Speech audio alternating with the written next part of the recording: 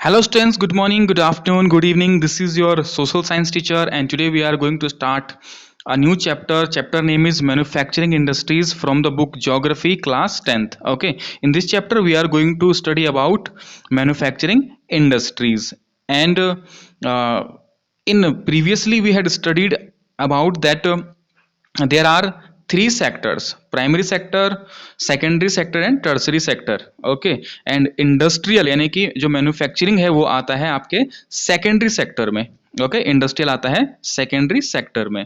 Okay, क्यों आता है? क्योंकि प्राइमरी सेक्टर में हमारे वो चीज़ें आती हैं जहाँ से हम क्या करते हैं, डायरेक्टली नेचुरल रिसोर्सेज से हम क्या करते हैं, उनसे उन मीन्स उनका हम यूटिलाइज करते हैं, वो प्राइमरी सेक्टर में है. सेकेंडरी सेक्टर में क्या है कि जब हमें जो रॉ मटेरियल है वो प्राइमरी सेक्टर से मिलता है, फिर वो मैन्युफैक्चरिंग करके उसको फिनिशिंग गुड्स को बनाया जाता है. यानी कि इसमें क्या प्रोसेस है, रॉ मटेरियल आता है प्राइमरी सेक्टर से और देन उसको मैन्युफैक्चरिंग करके उसको फिर उसको क्या बनाया जाता है, फिनिश्ड गुड्स उसमें उसको बनाया जाता है. तो उसी मैन्युफैक्चरिंग इंडस्ट्रीज के बारे में, उस मैन्युफैक्चरिंग सेक्टर के बारे में हम पढ़ने वाले हैं. सबसे पहले हम बात करेंगे इंपॉर्टेंस ऑफ मैन्युफैक्चरिंग. मैन्युफैक्चरिंग की क्या इंपॉर्टेंस है? तो अगर आपके पास डायरेक्ट क्वेश्चन आता है what is the importance of manufacturing, तो आपने आंसर इसी तरह से बना के लिखना है. आप लिखेंगे it is the backbone of development. ये क्या है? डेवलपमेंट की बैकबोन है.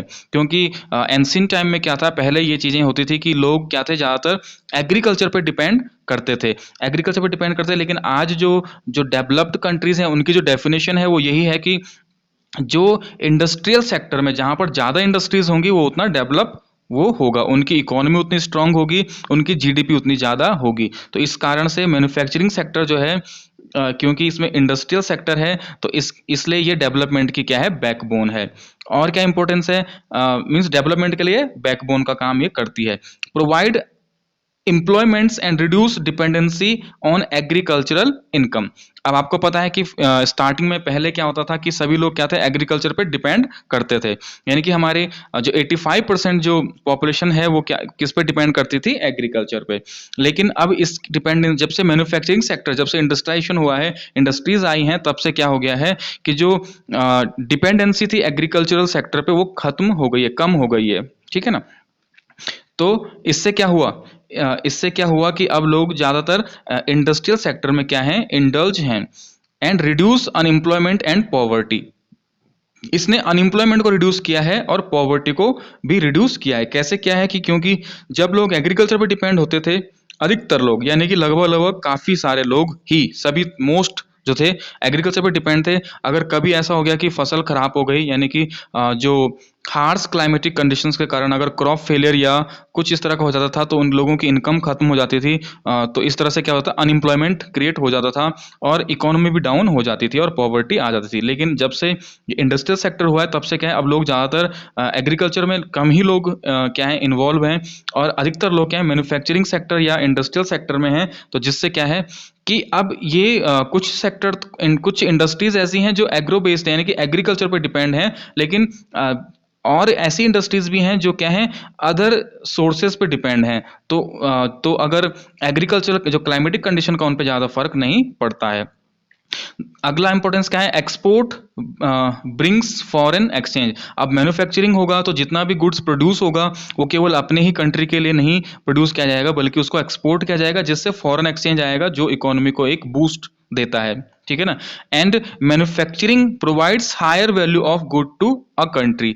मैन्युफैक्चरिंग से क्या है कि गुड्स की वैल्यू बढ़ जाती है. एग्जांपल के लिए अगर हम देखें कि जैसे शुगर केन है, शुगर केन को अगर हम डायरेक्टली शुगर केन को बेचते हैं, सेल करते हैं, उसकी कॉस्ट इतनी नहीं होगी, जबकि अगर उसको मैन्युफैक्चर करके अगर उससे शुगर बना करके उसको सेल किया जाता है तो शुगर की कॉस्ट ज़्यादा होती है. इस तरह से जो उसकी वैल्यू है गुड की वो बढ़ जाती है किसी भी कंट्री के लिए. तो ये इंपॉर्टेंस थे. उसके बाद है agriculture and industry move hand in hand. इस तरह से आपको क्वेश्चन आ सकता है, स्टेटमेंट होगा agriculture and industry move hand in hand, explain. तो आपने इसमें यही एक्सप्लेन करना है. इसमें क्या है कि agriculture and industries are interlinked, एक दूसरे से कनेक्ट हैं, एंड इंटरडिपेंडेंट, आपस में डिपेंड करती हैं एक दूसरे पे.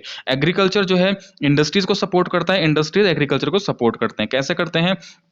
Sugar textile depends on agriculture for raw material. जैसे शुगर है, टेक्सटाइल इंडस्ट्रीज हैं, शुगर इंडस्ट्री है तो उसको उसका जो रॉ मटेरियल है शुगर केन वो एग्रीकल्चर से आता है। टेक्सटाइल इंडस्ट्री है जैसे कॉटन जूट मिल्स वगैरह हैं, इनका जो रॉ मटेरियल वो कहाँ से आता है, एग्रीकल्चर सेक्टर से आता है। तो ये इंडस्ट्रीज एग्रीकल्चर पर डिपेंड है। उसी तरह से अगर वाइस वर्सा अगर हम देखें, इंडस्ट्रीज हैं जो बहुत सारी, वो क्या करती हैं, एग्रीकल्चर के लिए मीन्स एग्रीकल्चर उन पे डिपेंड है। कैसे डिपेंड है, क्योंकि वो एग्रीकल्चर के लिए गुड्स प्रोड्यूस करती हैं। जैसे क्या है, जैसे फर्टिलाइजर्स बनाती हैं तो वो एग्रीकल्चर में यूज होता है, इरिगेशन पंप्स हैं, पाइप्स हैं, ट्रैक्टर्स हैं, टूल्स हैं, ये सारी चीजें बनाई जाती हैं जो एग्रीकल्चर में हेल्प करती हैं।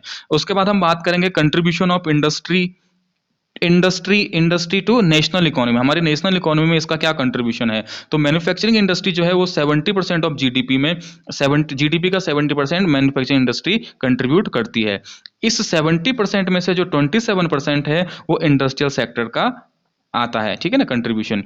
एंड लेकिन ये जो ग्रोथ रेट जो है, ये तो परसेंटेज है, लेकिन जो ग्रोथ रेट है, जो ग्रोथ होना चाहिए, जो बढ़ना चाहिए इस सेक्टर को, वो ग्रोथ रेट कम है, lower than some east Asian countries. इन ग्रोथ रेट क्या होना चाहिए, desired growth rate 12% per annum ये माना गया है। लेकिन इंडिया में ये घटता बढ़ता रहता है, कभी शायद 5% रहा हो, 7 अभी कुछ टाइम मीन्स अभी जो था वो 7% भी शायद रहा है। तो इस तरह से जो नेशनल है वो, सॉरी, जो डिजायर्ड ग्रोथ रेट है वो 12% पर एनम है। तो इसको एक्वायर करने के लिए, इसके लिए क्या बनाया गया, national manufacturing competitiveness council, NMCC. क्यों बनाया गया, to get the desired growth rate which is 12% per annum, इसको बनाया गया। इससे भी आपके पास ये क्वेश्चन आ सकता है एनएमसीज के बारे में, ठीक है ना। उसके बाद बात करते हैं इंडस्ट्रियल लोकेशन की, कि जो इंडस्ट्रीज कहाँ पर लोकेट की जाती हैं।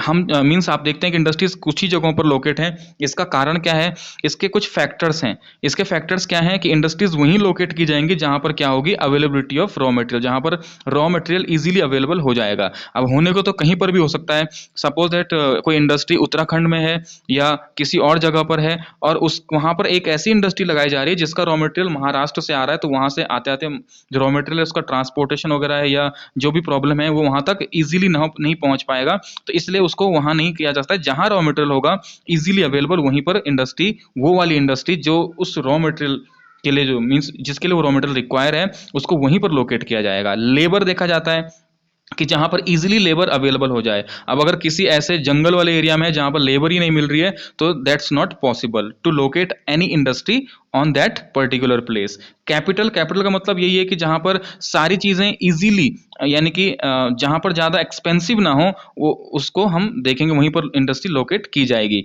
पावर सप्लाई, जहां पर पावर सप्लाई की अच्छी यानी कि इलेक्ट्रिसिटी जो है वो प्रॉपर वहां पर मिलनी चाहिए। मार्केट वहां होना चाहिए, ठीक है ना, मार्केट अवेलेबिलिटी इजीली हो जानी चाहिए। गवर्नमेंट पॉलिसी है एंड कॉस्ट, ठीक है। तो ये सारे आपका क्वेश्चन आता है कि what are the factors that influence the industrial location. तो आप इन फैक्टर्स को लिखेंगे और इनको आप हेडिंग बनाकर इनको क्या कर सकते हैं, एक्सप्लेन कर सकते हैं इनके बारे में। उसके बाद बात करते हैं industrialization and urbanization go hand in hand. अगला स्टेटमेंट आता है, जिस तरह से agriculture and industries move hand in hand, इस तरह से क्या है, industrialization and urbanization go hand in hand. Explain this. तो इसमें क्या है कि जहां पर कोई जहां पर इंडस्ट्रियलाइजेशन होगा वहां अर्बनाइजेशन होगा, वहां पर सिटीज डेवलप होंगी, अर्बन एरियाज बनेंगे। तो इस तरह से क्या है, cities provides markets and services, क्योंकि सिटीज क्या है, मार्केट प्रोवाइड करती हैं और सर्विसेज भी वहां पर अच्छे से प्रोवाइड हो सकती हैं। अब जैसे कोई एरिया है, वहां पर जब इंडस्ट्रीज बनेंगी तो धीरे धीरे वो जगह डेवलप होती जाएगी। एक इंडस्ट्री लगी, उसके बाद दूसरी तीसरी कई इंडस्ट्रीज आएंगी, वो एरिया डेवलप होगा, जो लोग वहां पर काम करने आएंगे, वहां पर रहने लोग लगेंगे, पॉपुलेशन बढ़ेगी, ठीक है, उन लोगों के लिए फैसिलिटीज वहां पर आएंगी, मार्केट डेवलप होंगे, हॉस्पिटल्स बनेंगे, स्कूल्स बनेंगे, ट्रांसपोर्ट फैसिलिटीज आएंगी। तो इस तरह से क्या है, अर्बनाइजेशन, जहां इंडस्ट्रियलाइजेशन होगा वहां अर्बनाइजेशन होगा, और जहां अर्बनाइजेशन होगा वहां इंडस्ट्रियलाइजेशन होगा। ओके, अब हम बात करते हैं क्लासिफिकेशन ऑफ इंडस्ट्रीज। इंडस्ट्रीज को क्लासिफाई किया गया है अलग अलग बेसिस पे। अब सबसे फर्स्ट है हमारे pass on the basis of raw material. Raw material के बेस पे क्या है, इंडस्ट्रीज दो तरह की हैं, एक है एग्रो बेस्ड इंडस्ट्रीज और दूसरी है मिनरल बेस्ड इंडस्ट्रीज। कुछ इंडस्ट्रीज हैं जो एग्रीकल्चर, जिनका रॉ मटेरियल एग्रीकल्चर से आता है, वो एग्रो बेस्ड इंडस्ट्रीज हैं। जैसे कॉटन एग्रीकल्चर से है, वुलन एग्रीकल्चर, जूट है, सिल्क है, rubber, sugar, T, coffee, edible oil, इनका जो रॉ मटेरियल है वो एग्रीकल्चरल है, यानी कि एग्रो बेस्ड इंडस्ट्रीज ये हैं। मिनरल बेस्ड इंडस्ट्री जैसे आयरन एंड स्टील, जिनका रॉ मटेरियल हमें मिनरल्स से मिलता है, जैसे आयरन एंड स्टील है, इसमें आयरन और मिलता है इसको, तो इसको एक्सट्रैक्ट किया जाता है, तो इस इंडस्ट्री का जो रॉ मटेरियल है वो मिनरल बेस्ड है, तो इसको इसलिए मिनरल बेस्ड इंडस्ट्रीज कहा जाता है। आयरन एंड स्टील है, सीमेंट है, एल्यूमिनियम है, मशीन टूल्स एंड पेट्रोकेमिकल्स हैं। तो इस तरह से रॉ मटेरियल के हिसाब से एग्रो बेस्ड और मिनरल बेस्ड। दूसरा जो हमारा बेसिस है वो है basis of role played by them. Industries के द्वारा जो रोल प्ले किया जाता है उसके हिसाब से दो तरह की इंडस्ट्रीज हैं, एक है बेसिक और की इंडस्ट्री, दूसरी है कंज्यूमर इंडस्ट्री। इजीली अगर हम समझें, बेसिक और की इंडस्ट्री वो होती हैं जो दूसरी किसी इंडस्ट्री के लिए रॉ मटेरियल बनाती हैं, डायरेक्टली कंज्यूमर्स के लिए कोई गुड्स नहीं बनाती हैं। जैसे आयरन एंड स्टील इंडस्ट्री जो होगी, तो आयरन एंड स्टील बना करके वो डायरेक्टली कंज्यूमर के लिए नहीं बना रहे, उन इंडस्ट्रीज के लिए बना रहे हैं जहां पर आयरन और स्टील के मदद से क्या बनाया जाएगा, मशीनरीज बनाई जाएंगी, यानी कि जो मशीन्स बनती हैं उनका जो रॉ मटेरियल है वो यहां से मिलेगा, आयरन एंड स्टील इंडस्ट्रीज से। तो इसका मतलब ये कंज्यूमर के लिए नहीं बल्कि दूसरी इंडस्ट्रीज के लिए क्या बना रही हैं, गुड्स बना रही हैं, उनके लिए रॉ मटेरियल बना रही हैं। ओके, कॉपर स्मेल्टिंग है, एल्यूमिनियम है स्मेल्टिंग है, यह है रोल प्लेड के हिसाब से बेसिक इंडस्ट्री जो होती हैं। कंज्यूमर इंडस्ट्री जो डायरेक्टली कंज्यूमर के लिए प्रोडक्ट बनाती हैं, जैसे शुगर इंडस्ट्री होगी तो वो शुगर किसके लिए बना रही है, दूसरी इंडस्ट्री के लिए नहीं बना रही है बल्कि डायरेक्टली कंज्यूमर के लिए बना रही है। पेपर है, टूथपेस्ट है, ये डायरेक्टली कंज्यूमर के लिए ये क्या करते हैं, प्रोडक्ट बनाते हैं। ओके, अगला जो हमारा क्लासिफिकेशन है वो है बेसिस ऑफ कैपिटल इन्वेस्टमेंट। अब कैपिटल मतलब कितना पैसा उस पर लगाया गया, इन्वेस्टमेंट कितना किया गया, उस हिसाब से भी दो तरह की इंडस्ट्रीज हो, मतलब सारी इंडस्ट्रीज को हम अलग अलग बेसिस पे इन में डिवाइड कर सकते हैं। अब जितनी भी इंडस्ट्रीज हैं, कुछ होंगी स्मॉल स्केल इंडस्ट्रीज जिनमें क्या है, कम पैसा लगा हुआ है, तो अब ये बदलता रहता है। अभी तक का जो आपके बुक में जो दे रखा है वो है कि अप टू 1 करोड़, 1 करोड़ तक जहां इन्वेस्टमेंट हुआ है वो स्मॉल स्केल इंडस्ट्रीज होती हैं।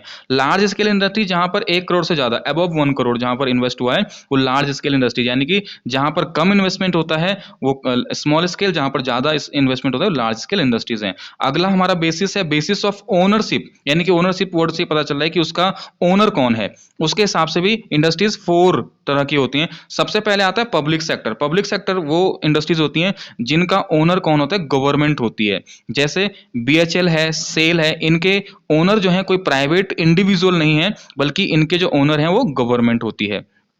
दूसरा है प्राइवेट सेक्टर। प्राइवेट सेक्टर क्या है, इसमें वो इंडस्ट्रीज आती हैं जिनके ओनर कोई गवर्नमेंट नहीं होती है बल्कि इनके ओनर कौन होते हैं, प्राइवेट कोई इंडिविजुअल होते हैं, जैसे टिस्को है, बजाज ऑटो लिमिटेड है, डाबर इंडस्ट्रीज हैं। ठीक है, अगला आता है फिर जॉइंट सेक्टर। जॉइंट सेक्टर कौन होते हैं, जो जिनके ओनर दोनों होते हैं पार्टनरशिप में, पब्लिक सेक्टर और प्राइवेट सेक्टर मिलके जिन इंडस्ट्रीज को चलाते हैं। ठीक है, उसमें प्राइवेट भी होगा, पब्लिक यानी कि गवर्नमेंट भी होगी, उसको जॉइंट सेक्टर, जैसे ऑयल इंडिया लिमिटेड है। ठीक है, अगला आता है फिर कोऑपरेटिव सेक्टर। इसका जो ओनर है कोई एक नहीं बल्कि मल्टीपल ओनर होते हैं, कई ओनर इसके होते हैं। जैसे ऐसी कई सारी इंडस्ट्री, जैसे शुगर इंडस्ट्री इन महाराष्ट्र में शुगर इंडस्ट्री क्या है, इसके ओनर कौन होते हैं, एक व्यक्ति कोई ओनर नहीं होता है, इसके कई सारे ओनर्स होते हैं और प्रॉफिट के उनका शेयर होता है अलग अलग, तो उसके हिसाब से उनको शेयर के हिसाब से उनको वो प्रॉफिट मिल जाता है। तो ये इन इंडस्ट्रीज के लिए ये जरूरी भी होता है कि इनको कोऑपरेटिव में ही चलाना पड़ता है। ये आगे जब हम शुगर इंडस्ट्री पढ़ेंगे उसमें हम इसको समझेंगे। अगला और लास्ट जो है वो है basis of the bulk and weight of raw material and finished goods, यानी कि रॉ मटेरियल का किस तरह का है, बल्क में है या लाइट है, और फिनिश गुड्स बल्क यानी कि हैवी है या लाइट है, उसके हिसाब से भी दो तरह की इंडस्ट्री। एक होती है हैवी इंडस्ट्री जहां पर रॉ मटेरियल भी हैवी होता है। ठीक है, जैसे ऑटोमोबाइल, जहां पर जैसे व्हीकल्स वगैरह बन रहे हैं, गाड़ियां बन रही हैं, तो उनका रॉ मटेरियल भी हैवी होता है। और जो फिनिश्ड गुड्स जो होता है, यानी कि गाड़ी बन रही है तो बहुत बड़ी होती है, तो वो फिनिश गुड्स भी जो क्या है वो काफी हैवी होता है, बल्कि होता है। एंड कंस्ट्रक्शन मशीनरीज हैं। लाइट इंडस्ट्रीज कौन सी हैं, जैसे इलेक्ट्रिकल इंडस्ट्रीज हैं, इनका रॉ मटेरियल भी क्या होता है, लाइट वेट होता है, लाइट होता है, और फिनिशिंग जो गुड्स बनता है वो भी लाइट होता है। जैसे टॉय इंडस्ट्रीज, इसका रॉ मटेरियल भी ऐसा ही होगा और जो फिनिशिंग गुड्स है वो भी ऐसा ही होगा। अब ये तो हमारा था क्लासिफिकेशन। अब हम बात करते हैं कुछ इंडस्ट्रीज के बारे में। तो हम इसमें पढ़ेंगे दो तरह की, जो हमने स्टार्टिंग में देखा कि रॉ मटेरियल के हिसाब से दो तरह की इंडस्ट्रीज हैं, एग्रो बेस्ड इंडस्ट्री जो एग्रीकल्चर पे डिपेंड है, एंड मिनरल बेस्ड इंडस्ट्री जो मिनरल्स पे डिपेंड है। तो हम बात करते हैं एग्रो बेस्ड इंडस्ट्री की। इसमें सबसे पहले जो नाम आता है वो आता है टेक्सटाइल इंडस्ट्री। टेक्सटाइल इंडस्ट्री जहां पर कपड़ा बनाया जाता है। Industry based on agriculture for raw material, ये इंडस्ट्री वो है जो रॉ मटेरियल के लिए एग्रीकल्चर पे डिपेंड करती है, उनको एग्रो बेस्ड कहा जाता है। इनका एग्रो बेस्ड इंडस्ट्री का कंट्रीब्यूशन क्या है, 14% है। ठीक है ना, हमने अभी देखा मैन्युफैक्चरिंग का टोटल 70% था जीडीपी में, तो उसमें से जो 14% है वो किसका है, वो है टेक्सटाइल इंडस्ट्रीज का। ठीक है ना, 35 millions person employed in industries में, 35 मिलियन, ठीक है ना, लगभग 35 मिलियन लोग हैं जो यहाँ पर एम्प्लॉयड हैं, जो यहाँ पर काम करते हैं, जिनको रोजगार यहाँ मिला हुआ है। अब सबसे पहली इंडस्ट्री हमारी आती है कॉटन इंडस्ट्री। ओके, तो कॉटन इंडस्ट्री के बारे में हम पढ़ेंगे। First successful cotton mill was setup in Mumbai in 1854। Cotton mill जो सबसे पहली सेटअप हुई थी वो मुंबई में हुई थी 1854 में। एक नंबर का क्वेश्चन भी आ जाता है, तो आपने इसको याद रखना है कि कॉटन मिल जो सबसे फर्स्ट थी वो मुंबई में थी। अब इसका कारण हम समझ लेते हैं कि एक तो क्यों हुई थी, और आप देखेंगे कि जो कॉटन मिल्स जो हैं वो लोकेट हुई हैं कहाँ पर, मुंबई यानी कि महाराष्ट्र में और गुजरात में। इनका कारण क्या है, क्योंकि हमें पता है कि कॉटन जो है वो कहाँ किस में ग्रो करता है, वो करता है ब्लैक सॉइल में। और ब्लैक सॉइल सबसे ज्यादा कहाँ पर पाई जाती है, तो हम इसको मैप के थ्रू देख लेते हैं। ये हमारा जो एरिया है महाराष्ट्र वाला एरिया है यहाँ पर, और ये गुजरात वाला, यहाँ पर ब्लैक सॉइल पाई जाती है। तो ब्लैक सॉइल में क्या होता है, ये महाराष्ट्र का पूरा एरिया, ये ब्लैक सॉइल वाला, और गुजरात का जो पूरा एरिया है यहाँ पर ब्लैक सॉइल ज्यादा होती है, अच्छी है, ब्लैक सॉइल यहाँ पर है, तो इससे कॉटन अच्छा होता है। तो कॉटन अच्छा होता है, इसलिए कॉटन इंडस्ट्री भी वहीं पर लोकेट होगी। ठीक है ना, ये हमने अभी पहले पढ़ा था कि जहां इंडस्ट्री वहीं होगी जहां रॉ मटेरियल इजीली अवेलेबल होगा। तो महाराष्ट्र में इजीली रॉ मटेरियल अवेलेबल हो रहा है, तो तो इंडस्ट्री जो कॉटन इंडस्ट्री वो वहीं पर लोकेट की जाएगी। हैंड स्पिनिंग, स्टार्टिंग में हम देखेंगे जो कॉटन बनाया जाता था वो हैंड स्पिनिंग, हाथ से बुनाई करके, एंड हैंडलूम्स वीविंग, जो बुनकर होते थे हाथ से बुन के बनाया जाता। लेकिन बाद में इसमें थोड़ा अपग्रेडेशन हुआ, अब पावर लूम्स इस्तेमाल किए जाते हैं। पावर लूम्स मीन्स अब इलेक्ट्रिसिटी से जो मशीन्स, जो पावर लूम्स चलते हैं, इलेक्ट्रिसिटी से जो मशीन्स चलती हैं, उनके थ्रू इसको किया जाता है। लोकेशन मैंने आपको बता दिया कि कॉटन जो है ब्लैक सॉइल में ग्रो करता है, इसलिए इसकी जो लोकेशन कहाँ है, गुजरात एंड महाराष्ट्र। क्यों है, अवेलेबिलिटी ऑफ रॉ मटेरियल है यहाँ पर, कॉटन इजीली है, मार्केट है यहाँ पर इजीली अवेलेबल, ट्रांसपोर्ट, क्योंकि महाराष्ट्र आपको पता है कि जो गुजरात है, महाराष्ट्र, मुंबई, यहाँ पर क्या है, पोर्ट, सी पोर्ट्स इजीली होते हैं, तो इससे ट्रांसपोर्ट फैसिलिटी अवेलेबल है। लेबर यहाँ पर हमें इजीली अवेलेबल हो जाती है। मोइस्ट क्लाइमेट, क्योंकि कॉटन जो ब्लैक सॉइल में है, तो उसके कारण वहां पर क्या है, जो क्लाइमेट है वो उसके लिए क्या है, फेवरेबल है। अब हम देखेंगे टेक्सटाइल इंडस्ट्रीज क्या हैं। इन इंडस्ट्रीज के द्वारा देखो, एक तो टेक्सटाइल इंडस्ट्रीज के थ्रू फार्मर को भी एम्प्लॉयमेंट मिला है और वर्कर्स को भी मिला है। जो फार्मर कॉटन ग्रो कर रहे हैं उनको एम्प्लॉयमेंट मिला हुआ है, और जो वर्कर्स इंडस्ट्रीज में काम कर रहे हैं उनको भी एम्प्लॉयमेंट मिला हुआ है। साथ ही साथ ये इंडस्ट्रीज हैं, कुछ दूसरी इंडस्ट्रीज हैं जो इनसे एसोसिएटेड हैं, जिनको ये क्या दे रही हैं, जॉब दे रही हैं, या एम्प्लॉयमेंट दे रही हैं, या ऑर्डर दे रही हैं। अब जब कॉटन क्या होगा, बनाया जाएगा, तो उसके लिए और इंडस्ट्रीज क्या है, जैसे chemical and dye industry, colour वगैरह उसमें करना है, डाई करना है उसको, तो दूसरी इंडस्ट्रीज भी उस पर डिपेंड हैं। पैकेजिंग के लिए है, जैसे शर्ट वगैरह बन रही है कॉटन की, तो उनकी पैकेजिंग जो करेंगी तो अदर इंडस्ट्रीज भी हैं। अब इसी तरह से क्वेश्चन आएगा, explain the cotton industry. Okay, या explain the localization of cotton industries. आप बताएंगे गुजरात, महाराष्ट्र वगैरह क्यों है, अवेलेबिलिटी ऑफ रॉ मटेरियल है। इसी के साथ अगर लॉन्ग क्वेश्चन आता है तो पूरा आपने एक्सप्लेन करना है, और अगर कुछ चीजें पूछ जाती तो आप इसमें से बताएंगे। Challenges to cotton textile industry, cotton textile industry grow कर रही थी और भी ग्रो कर सकती थी, लेकिन कुछ चैलेंजेस हैं जो कॉटन टेक्सटाइल को फेस करने पड़े, वो क्या है, पढ़ रहे हैं। वो सबसे पहले इरेटिक पावर सप्लाई की प्रॉब्लम। पहले हैंड स्पिनिंग था, अब पावर लूम्स हो चुके हैं, तो इसको क्या करना पड़ रहा है, पावर सप्लाई की जरूरत पड़ती है। तो अगर पावर सप्लाई बीच बीच में कट होती जाएगी तो उससे भी इंडस्ट्री पे फर्क पड़ता है।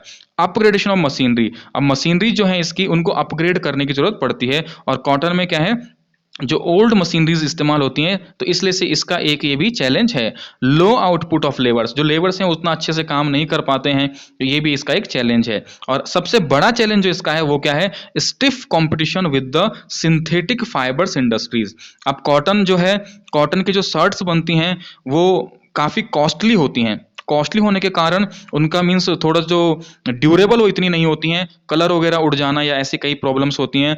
तो इसके जगह जो क्या हुआ, जो सब्स्टिट्यूट इसका जो आया वो आया सिंथेटिक फाइबर्स। सिंथेटिक फाइबर क्या होता है कि इस ये इजीली चीप होता है, इजीली अवेल मतलब कॉस्टली नहीं होता इतना, और इसने इसको एक टफ कंपटीशन दे दिया कॉटन इंडस्ट्री को जो सिंथेटिक फाइबर है, क्योंकि ये ड्यूरेबल ज्यादा है, इतना कॉस्टली नहीं है, तो इसलिए लोग इसको ज्यादा पसंद करेंगे क्योंकि इससे कुछ फायदे उनको मिल रहे हैं। ठीक है ना, तो इसने क्या दिया है, एक स्टिप कंपटीशन दिया है कॉटन इंडस्ट्री को। अब अगली जो हमारे पास एग्रो बेस्ड इंडस्ट्री है वो है जूट टेक्सटाइल। जूट टेक्सटाइल के बारे में हम पढ़ेंगे। ये क्या है, इंडिया जो है largest producer of raw jute, जो रॉ जूट बनाया जाता प्रोड्यूस किया जाता है उसमें इंडिया सबसे लार्जेस्ट प्रोड्यूसर है, but second largest exporter after Bangladesh. लेकिन बांग्लादेश फर्स्ट लार्जेस्ट एक्सपोर्टर है इसका जूट का, और इंडिया सेकेंड लार्जेस्ट एक्सपोर्टर है, जबकि प्रोड्यूसर क्या है, इंडिया नंबर 1 पे है। कारण क्या है, कारण यह है कि जो इंडिया है वो जितना भी जूट प्रोड्यूस करता है उसको एक्सपोर्ट ना कर करके उसको अपनी कंट्री में ही मतलब उससे कुछ ना कुछ बन जाता है, तो इसलिए एक्सपोर्ट कम है। और बांग्लादेश क्या है कि वो उससे ज़्यादा कुछ बना नहीं पाते हैं, इस कारण से वो उसको एक्सपोर्ट कर देते हैं, तो वो लार्जेस्ट प्रोड्यूसर है बांग्लादेश। क्यों है इसको भी हम समझेंगे। अब हम देखते हैं, सबसे पहले बात करते हैं प्रॉब्लम्स आफ्टर पार्टीशन 1947। आपको पता है 1947 में जो इंडिया था पार्टीशन हुआ था, पार्टीशन में आपको शायद ये बात पता हो कि जो उस समय जो पाकिस्तान अलग हुआ था तो 2 पाकिस्तान बनाए गए थे। 2 पाकिस्तान मीन्स पाकिस्तान 2 जगहों पर था। ठीक है, एक तो ये वाला एरिया है जहां पर पाकिस्तान है, इसको वेस्ट पाकिस्तान कहा गया, और जिसे बांग्लादेश आज कहा जाता है वो ईस्ट पाकिस्तान था, बाद में अलग होकर ये बांग्लादेश बना। तो यानी कि ये भी पाकिस्तान ये भी पाकिस्तान था, ईस्ट पाकिस्तान वेस्ट पाकिस्तान, बाद में इसको अलग करके इसको बांग्लादेश बनाया गया। अब यहाँ पर प्रॉब्लम क्या है कि बांग्लादेश में जो जूट है वो प्रोड्यूस किया जाता है, यानी कि एग्रीकल्चर यहाँ इसका होता है, लेकिन जो इंडस्ट्रीज थी वो कहाँ रह गई, वो रह गई इंडिया में, इस पार्ट में, यानी कि वेस्ट बंगाल में इंडस्ट्रीज हैं, तो यहाँ इंडस्ट्रीज नहीं है इसलिए इसको एक्सपोर्ट कर देते हैं। और इंडिया में क्या है, इंडिया में जो भी रॉ जूट बनता है उसको यहीं पर उसको मींस बना उसका कुछ ना कुछ यूज कर लिया जाता है, तो ये प्रॉब्लम थी। अब बात करते हैं, most of the jute mills are located in West Bengal near Hooghly river. अब हुगली रिवर कहाँ पर है, तो ये जो बांग्लादेश है इसके बगल में ये वेस्ट बंगाल का एरिया, कोलकाता वेस्ट बंगाल का एरिया है, तो यहाँ पर जो गंगा जो यहाँ से आती है उसकी डिस्ट्रीब्यूटरी हुगली रिवर यहाँ से आते हुए नीचे ये जो है बे ऑफ बंगाल में क्या कर ड्रेन कर जाती है। ठीक है, तो यहाँ पर हुगली रिवर है, हुगली रिवर होने के कारण क्या है कि यहाँ पर इंडस्ट्रीज हैं, तो इसलिए ये रिवर आपको पता है कि यहाँ पर क्या है, रॉ मटेरियल इजीली अवेलेबल है क्योंकि बगल में बांग्लादेश है, तो रॉ मटेरियल इजीली अवेलेबल है, इसलिए जो जूट मिल है वो कहाँ लोकेटेड है, वेस्ट बंगाल में नियर हुगली रिवर। कुछ और कारण भी हैं, proximity to jute producing area. अब जो जूट प्रोड्यूसिंग एरिया है बांग्लादेश या उसके आसपास का वो नियर है, नजदीक है, इसलिए वहीं पर इंडस्ट्रीज लगेंगी। ठीक है ना, ये आपको बताया है कि जहां रॉ मटेरियल होगा वहां पर ही इंडस्ट्री लगेंगी। दूसरा है इन एक्सपेंसिव वाटर ट्रांसपोर्ट। अब हुगली रिवर के किनारे है, इस कारण से वहां पर ट्रांसपोर्ट फैसिलिटी क्या है, मीन ज्यादा एक्सपेंसिव नहीं है, इजीली अवेलेबल है, चीप कॉस्ट, मतलब वाटर ट्रांसपोर्ट आपको पता है कि बहुत ही क्या होता है, चीप ये होता है। उसके बाद है गुड नेटवर्क ऑफ रेलवेज। वहां पर आसपास कोलकाता आसपास का जो भी एरिया है वहां पर एक अच्छा नेटवर्क है रेलवेज का, तो ट्रांसपोर्ट के लिए प्रॉब्लम नहीं होती है। Abundance of water for raw jute. Raw jute के लिए जो पानी की जरूरत पड़ती है, क्योंकि जूट को अगर प्रोड्यूस करना है तो पानी की जरूरत है, तो वहां पर क्या है, वाटर की कोई एब्यूंडेंस है, मतलब काफी मात्रा में मींस वाटर वहां पर है। Cheap labour from West Bengal and adjoining areas. West Bengal में पॉपुलेशन ज्यादा होने के कारण क्या है, वहां पर लेबर अच्छे से उपलब्ध हो जाती है, और आसपास के जो एरिया है बिहार वगैरह वहां से भी मिल जाते हैं। कोलकाता अर्बन सेंटर, इसका अर्बन सेंटर जो है सिटीज वाला जो सेंटर है वो कोलकाता है, तो अर्बन फैसिलिटीज वहां पर मार्केट वगैरह इजीली अवेलेबल हो जाता है। First jute mill near Kolkata, जो पहली जूट मिल स्टेब्लिश की गई थी वो कहां पर थी, नियर कोलकाता, 1859 एट रिसीरा, इस जगह पर की गई थी। ठीक है ना, कोलकाता में 1859। और फर्स्ट कॉटन मिल वो हम पढ़ चुके हैं 1854 में मुंबई, ओके। अब ऐसा नहीं है कि जूट टेक्सटाइल ने भी ग्रो किया कर सकती थी, लेकिन इसको भी कुछ चैलेंजेस फेस करने पड़े या पड़ रहे हैं। सबसे मेन कंपटीशन वही है, stiff competition bye synthetic substitutes. अब आपको पता है जूट से क्या बनाए जाते हैं, जूट बैग्स बनाए जाते हैं, गनी बैग्स बनाए जाते हैं। तो इस बैग्स को भी क्या कर दिया, जो सिंथेटिक जो सब्स्टिट्यूट था उसने चैलेंज दिया। अब लोग क्या है, सिंथेटिक जो चीजें हैं उनसे बैग्स बना के, वो ज्यादा ड्यूरेबल भी हैं, ज्यादा क्या होते हैं, सस्ते भी होते हैं, तो लोग उनको पसंद करते हैं even rather than jute bags. Jute जो है उसके, क्योंकि वो क्या होते हैं, वो इतने ड्यूरेबल भी नहीं है, मींस अगर उसमें कोई चीज कैरी की जा रही है तो गीले विले होने की प्रॉब्लम होती है। जूट बैग्स आप देखे होंगे जो हम देखते ही हैं, बोरे वगैरह जो बने होते हैं, तो ऐसे कई सारी चीजें होती हैं। कंपटीशन फ्रॉम इंटरनेशनल कॉम्पिटिटर्स, जो इंटरनेशनल कॉम्पिटिशन, उनसे भी जूट को क्या करना पड़ा, कंपटीशन फेस करना पड़ा। इंटरनेशनल को जैसे बांग्लादेश है, ब्राजील है, फिलीपींस है, इजिप्ट है एंड थाईलैंड है। High cost, jute high cost होने के कारण भी लोग इसको कम खरीदते हैं। और जो सिंथेटिक बैग्स जो बनाए होते हैं, ठीक है ना, जैसे प्लास्टिक की पन्नी वगैरह ऐसे ऐसे कई सारे बने हुए हैं, उनको लोग ज़्यादा पसंद करते हैं यहाँ। और जूट बैग्स को लोग ज़्यादा पसंद नहीं कर पाते क्योंकि हाई कॉस्ट भी होती है और इतना ड्यूरेबल वो नहीं होता है। तो इस तरह से तो जूट क्या हो जाता, पिछड़ जाता, बहुत ज़्यादा पिछड़ जाता। इसलिए गवर्नमेंट ने क्या किया, जूट टेक्सटाइल और जूट प्रोड्यूसर को सपोर्ट करने के लिए नेशनल जूट पॉलिसी बनाई 2005 में। इसमें क्या किया गया, it had increased internal demand for jute. इसमें कुछ ऐसी चीजें की गई जिससे कि कंट्री के अंदर ही इंटरनल डिमांड जूट की बढ़ जाए। Government had made it mandatory to use jute for packaging. Government ने ये मैंडेटरी कर दिया कि पैकेजिंग के लिए जूट का इस्तेमाल किया जाएगा। अब जैसे आप देखते हैं कि जहां पर मंडी वगैरह होती है, जहां पर गेहूं चावल आप देखते हैं जो आप राशन की शॉप से खरीदते हैं, वो किस में आता है, जूट बैग्स में, उन बोरों में, उनमें भर के वो आता है। ये मैंडेटरी है ट्रेडर्स के लिए कि उनको उन्हीं में उसको क्या करना होगा, पैकेजिंग करना होगा, ताकि क्या हो जाए। इसका ऑब्जेक्टिव क्या था, क्यों किया गया ये नेशनल जूट पॉलिसी बनाई गई, क्योंकि इसका ऑब्जेक्टिव जो था टू इनक्रीज प्रोडक्टिविटी। ऐसा ना हो कि जो किसान जूट प्रोड्यूस कर रहे हैं वो प्रोड्यूस करना ही छोड़ दें, क्योंकि जब उनको कॉस्ट नहीं मिलेगी, उनको मींस उससे फायदा नहीं होगा, उसका चलन खत्म हो जाएगा, तो वो प्रोड्यूस नहीं करेंगे। इसलिए उनको सपोर्ट करने के लिए ये पॉलिसी बनाई गई, यानी कि cultivation of jute and ensure good prices, ताकि उनको गुड प्राइसेस मिल सकें। जो जूट प्रोड्यूसर हैं वो प्रोड्यूस भी करें, क्योंकि उसकी डिमांड रहेगी तो प्रोड्यूस करेंगे, और जूट टेक्सटाइल हैं वो भी चल पाएं। ठीक है, इस चीज के लिए क्या बनाई गई, नेशनल जूट पॉलिसी बनाई गई। एक और हमारी एग्रो बेस्ड इंडस्ट्री है जो हम पढ़ेंगे, वो है शुगर इंडस्ट्री। ठीक है ना, तो वो हम नेक्स्ट वीडियो में स्टार्ट करेंगे, शुगर इंडस्ट्री, और उसके बाद उसी में हम पढ़ेंगे जो मिनरल बेस्ड इंडस्ट्रीज हैं उनके बारे में पढ़ेंगे। आई होप कि यहां तक आपको चीजें क्लियर हो गई होंगी, आपको समझ में आ गया होगा। Okay okay, thank you.